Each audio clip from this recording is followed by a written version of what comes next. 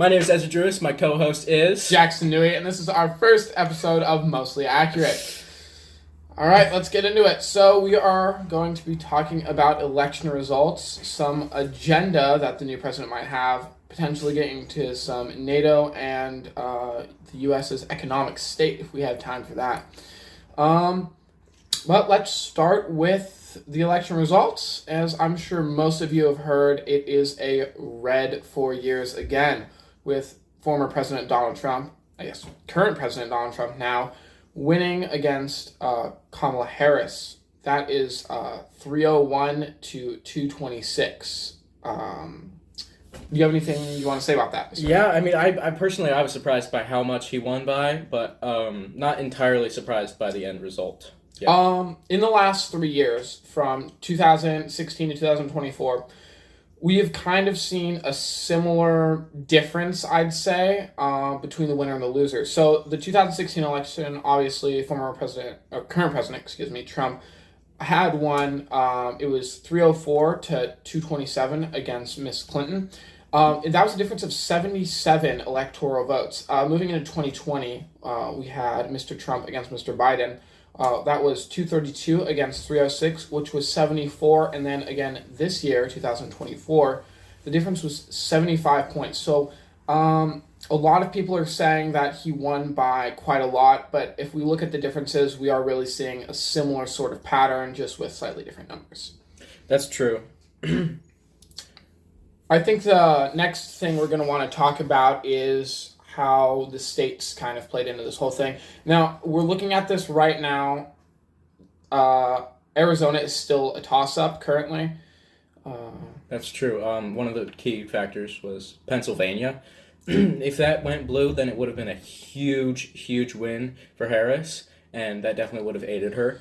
And then we're also looking at states like Nevada and like Arizona that also would have been players in the game. Well, if we look at the 2020 election, we're seeing Pennsylvania with 20 electoral votes blue. And then if we're looking at Pennsylvania in the 2024, we are seeing 19 electoral votes red. That's a big turnaround in just 4 years. And now keep in mind, most of our blue states are along the coast, and it tends to be cities that sway the vote in that direction. But still, that's a giant flip. Don't know what's going on over there. Yeah, just different political campaigns really affecting areas and targeted marketing. Yes, there was a couple of those last-minute remarks from both sides. I believe the blue and the red had both used the word garbage in some of their speeches in the days leading up to the election, which may have affected some things for some people. Could have. Yeah. I believe there was a floating island of garbage in the middle of the ocean, as well as an entire demographic in the country being called garbage. Yes, some snide remarks by certain political candidates. So that's unfavorable, and that could have changed some people's opinion, but certainly not 19 points. That's just... Nope. That was a surprise. I personally didn't expect Pennsylvania to be red this year, but it is. Some of the other states that we're seeing change... Georgia, that's a big one. Yes. We have, as well as Wisconsin and Minnesota, have both gone from blue to red as of this year, which is interesting to see. We are, as a country, currently holding majority Republican in House and Senate as well, which I think is important to note. So it's kind of a big flip this year. A lot of people are voting differently than we expected, really. Going into this election, I expected it to be a lot closer, personally. Yeah, me too. I'm surprised at the margin, but if you do look at the previous years, it does seem like that is a regular margin for someone to win by. Yes.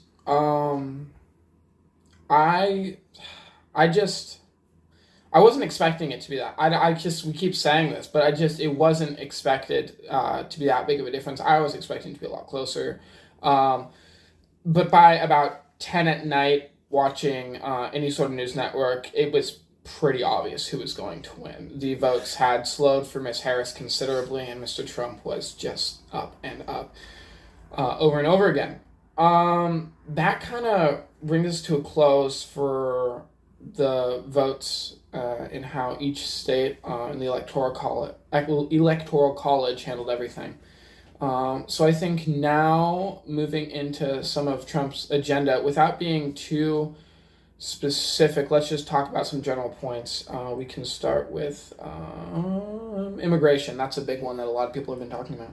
Yeah, he's actually. I don't know a lot about it. I don't know the specifics, but I do know that he has in his plan to deport all of the illegal immigrants. It is It's a wild goal, but yes. Multiple news sources are saying it would be the biggest mass deportation in U.S. history, which is certainly something to look at. There are pros and cons of that, of course. Different people are going to have different opinions on that. Is that a good thing? In some ways, yes. Is that a bad thing? In some ways, also yes. I think it's really up to the individual to decide here. It's definitely going to affect the country.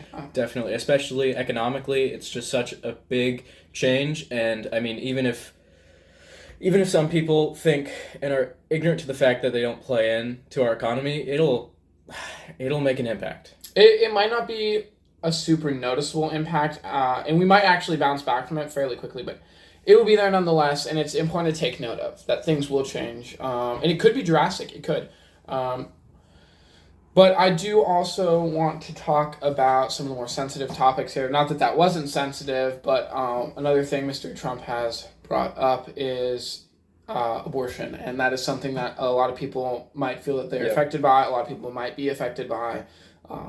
It plays into a lot of different things, depending on your economic status, where you're from, like what the culture is like. Of course, a lot of the states voting red might not have as big of a problem. You know, we're getting 40 electoral votes from Texas to the Republican Party. Texas, a mainly conservative state, except for some of the bigger cities there. You're just it won't affect them as much in their culture. That's just not something that's widely accepted. But moving into somewhere like California or I would say Pennsylvania, but maybe not anymore, seeing as the big flip, it could seriously affect people there if it was a nationwide ban. I do really think that's what helped Trump pull ahead, because so many people are so solid on their opinions on abortion that they'll think, well, even if this candidate is better in all of these different ways, they're going to make abortion illegal, they're going to make abortion legal in my state, and I don't want that. Yes. I would say that's a major role. I think a lot of the things the candidates liked, it was, in my opinion, a lot of people that were on the fence. Obviously, you have the far left and the far right. We know who they're going to vote for, but we have a lot of people on the fence who are trying to decide what they're going to vote for and being like, well, these are both questionable choices, but one of these seems more reasonable in this area than the other one, and that just might sway the vote. And President Trump just clearly seemed to appeal to the majority of people. And sometimes it can be brought into question, electoral versus popular.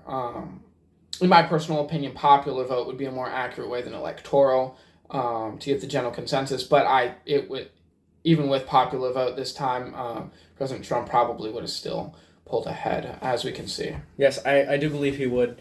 And it's important to note all these things that really helped him pull ahead in the end. I was actually expecting, like when I first heard of RFK being in there as an option, I was like, oh, this might be a serious contender. Some of the other people I was hearing news about, they ended up having 0 of the electoral votes. Yeah. And that's a common theme, but I thought with 2 candidates that a lot of people didn't like, we might be able to see some of these third-party members get up there in the numbers of electoral votes that they get. But apparently that is not so. And I believe that trend will continue with our country having a 2-party system until something drastic happens. Specifically with RFK, I will say that there was a lot of stuff that came out about him that really people did not like.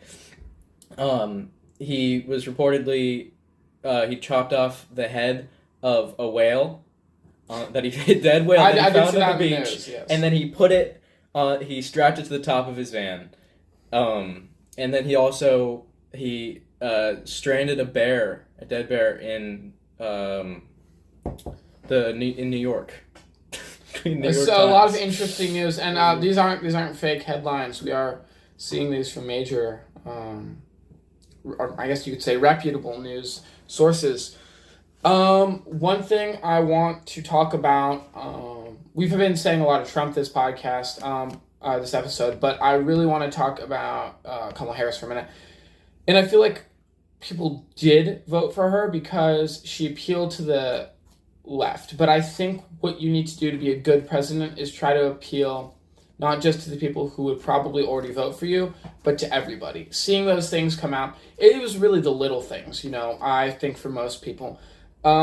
Seeing how she changed her accent from place to place that she visited, if the normal person sees that, they're going to go, oh, I thought President Trump was like a businessman. He was, playing the game. He was, a fake, kind of, if you could put it that way. But then seeing how Kamala Harris does things like that might turn some people off to her. Seeing how she allegedly lies about several things about in her past, that will also turn people off to her. I'm not getting too specific this episode. However, in the future, we'll cover narrower topics. This is just more of a broader one right after the election. A big point of contention for people, the economic like plans that the presidential candidates had. When you hear a presidential candidate say something, a lot of people take it at face value. They think this person knows what they're doing. They're up for presidency, and a lot of people like them. They must know what they're doing. And I'm not saying anything specific about Trump or anything specific about Harris, but it's just nobody really looks into these things when they're voting. I'm sure some people do, but the majority are just hearing, well, oh, tariffs, that'll be great. And I'm not saying that'll be great or really bad. It's just they kind of take it at face value and they don't really think about it. Since you just brought up tariffs, I think we can move into talking about that because that will directly impact the country. So there's a good and a bad side to tariffs, and we might see more of one than the other. Let's talk about the good first. Obviously, for those of you who don't know what a tariff is, it's basically a tax on imported goods that we're taking. So other countries are going to have to pay money, more or less. And the reason that this is good is because it will help build a stronger economy inside of the U.S. With more expensive products, stores aren't going to be able to sell them for as cheap of a price, meaning that local companies will be able to make more money. Obviously, it'll take several years to build infrastructure for specific goods. However, once they're built, the goods in the U.S. will be slightly more expensive, in some cases a lot more expensive than they were before the tariffs were implemented. However, it will create a lot of jobs for people in all sorts of positions, and it will, in the long run, would be better for the United States economy. That is a good point. But I will say in a lot of impoverished communities, it'll be harder to get some items that you may be able to afford, and now it's going to be a lot more difficult to afford basic daily needs and groceries. But I agree with him. I agree with Jackson. I think in the long run, it definitely could be good for our country. Yes. One thing a lot of people might not think of, but it's kind of a daily necessity, and this is just an example of something that tariffs would affect, is your smartphone. The parts inside of that, obviously, are outsourced to other countries, assembled with cheaper labor. They have looser regulations there sometimes, and then they're shipped over here, and they're sold in American stores, obviously. And what's a phone cost nowadays? Maybe without any of these trade-in deals, $1,000 roughly. They might be, $2,000 for a lower-end one, and even up to $4,000 for a higher-end smartphone after, if all this tariff stuff goes the way we're thinking it might. That's true. It's just we don't have the infrastructure right now. We don't have the ability to produce those items on such a mass scale inside of the U.S. So either we'll have to spend more money to make that system, to make them inside of the U.S., or we'll have to import them with the tariffs, which will drive up the prices either way. Yeah. It could go really well, especially in the long run. it's definitely something that needs to be taken to the long run to go well. And it might be a hard couple of hard couple of years in the beginning. However, I think overall this could be a benefit to the nation, but only time will tell. This could also end terribly. So we'll know. Hopefully, in the next 4 years, so people can make a decision. If not, that will obviously affect their votes.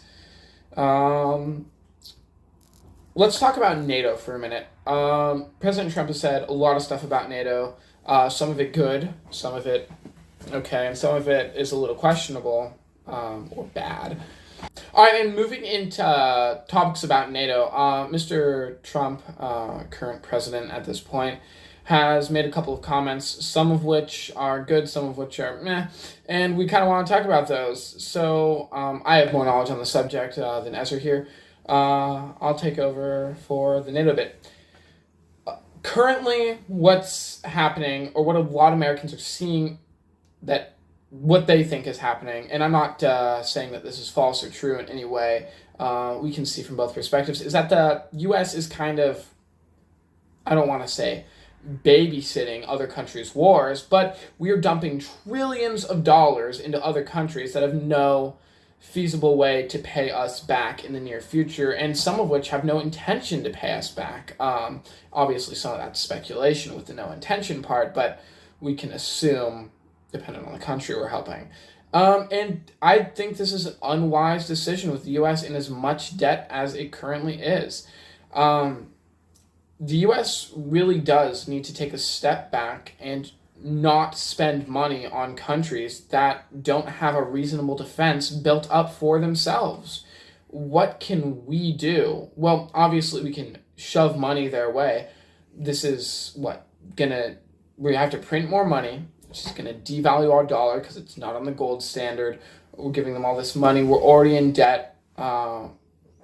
It's just not going to go good for us. And do we have a responsibility to help nations in need? I'd say yes. I'd say we certainly did. And I'd say now we still do. And especially if we can get the United States economy going in a positive direction, then we have then we need to be able to help other countries and keep those alliances that we've made. It's a tricky situation. We need to get ourselves out of debt, or at least a little out of debt, and we need to stop shoving money towards something that's getting us, more in debt and devaluing our dollar.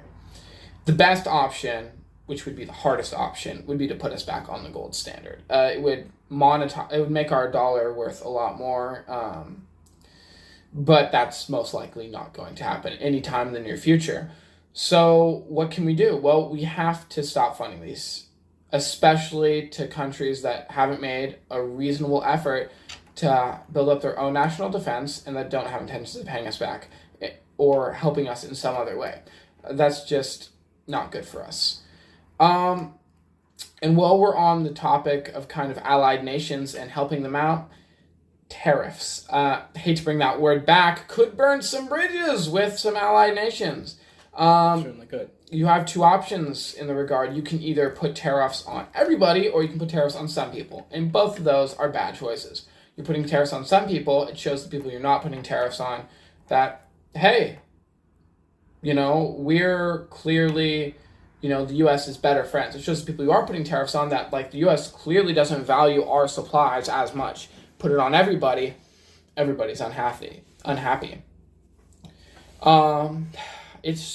It's a tricky situation. It may be necessary. It may not be. But we will see because it is most likely going to happen. We'll be able to talk more on that in the future. As far as the U.S. economic state is going right now, do you have anything to say about that, Ezra?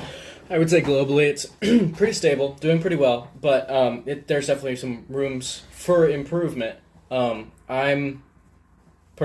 belief is that it will not be doing well in Trump's presidency. Just if his tariff plans happen, then I do not think that would be good for our economy, at least during his presidency. It is more of a long-term solution, as we've said, and it might not work out the way that You'd hope it would. So, if President Trump was reelected next election cycle, giving him 8 years, which He couldn't be reelected. I thought can they No, because he It's a had limit of one 3? term and then he. It's limit of 2? 2. It's a limit of 2? I It's thought a it was limit more. of 2. I thought it was a limit No. of like 4. No. I thought it was 2 in a row and then 4 total. Nope. 2 in a row. Let's fact check this. Double check. Okay. Hold on. Because there's a. All right, the President of the United States can serve a maximum of 2 4-year terms, limited by the 22nd Amendment. Some state governments also have limited terms. Okay. We don't care about that. Okay, if you didn't hear him, he basically said, "Yep, every president can only have 2 terms." Okay. But so recently, the National Guard was put on standby in Washington, Oregon, and Nevada because of the recent ballot fires. They were just worried about political unrest, and they wanted to be safe. And then, this is something that has happened in the past, I believe. Has it not? There has been in the past tampering with the election, electoral property, things like that. So recently, after Trump won, Kamala addressed the nation in a press speech. So basically, I would say she was very professional, and she talked about how the nation's light will keep on burning, which was nice. The outcome of this election is not what we wanted, not what we fought for, not what we voted for, but hear me when I say, the light of America's promise will always burn bright. Anyways, guys, thank you for listening to our podcast. It's been a lot of fun to have you guys. We'll see you in the next episode.